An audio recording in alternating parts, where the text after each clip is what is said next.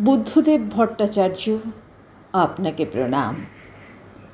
না হোক, জীবনানন্দ দাশের ওপর অনায়াসে প্রবন্ধ লিখতে পারতেন বলে আপনাকে আমি শ্রদ্ধা করি না। চীন সম্পর্কে আপনার বিশ্লেষণ ছিল প্রায় অব্যর্থ আর নির্মোহ, এজন্যও আপনাকে শ্রদ্ধা করি না। আপনাকে প্রণাম, কারণ একটা কঠিন কাজ আপনি বড় সহজে করেছেন।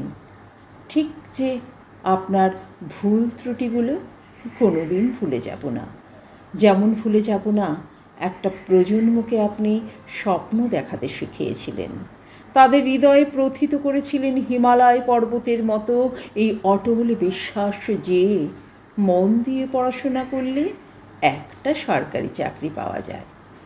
আপনি চেয়েছিলেন চাষার ছেলের হাতে থাকুক ঝর্ণা কলম, আর শ্রমিকের ছেলের শাল তরুর মতো আঙুল, জেট প্লেনের মতো চালাক কম্পিউটারের মাউস। গত 30 বছরে বঙ্গ রাজনীতিতে আপনার মতো কেউ ছিল না। মনে হয় আগামী 30 বছরও কেউ থাকবে না।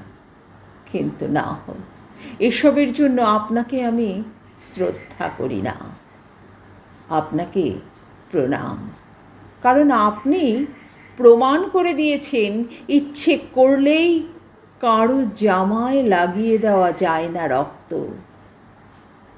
আপনাকে প্রণাম, কারণ আপনি সহজে সম্পন্ন করেছেন একটা সাদা জামাকে সাদা রাখার ভীষণ কঠিন কাজ।